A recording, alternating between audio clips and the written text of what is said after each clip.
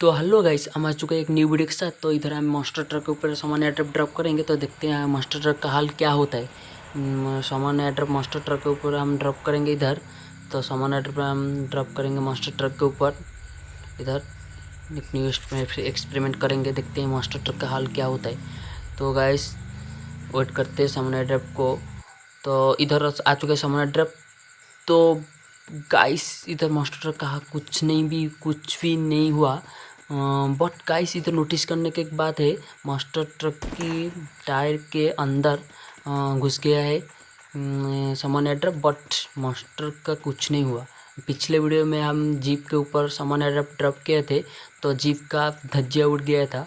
But master truck एक strongest गाड़ी है, तो उसका सामान ड्रॉप उसके ऊपर ड्रॉप करने से कुछ नहीं हुआ। तो इसी बात के लिए चैनल को सब्सक्राइब करिए, लाइक करिए, बेल आइकन दबा दीजिए।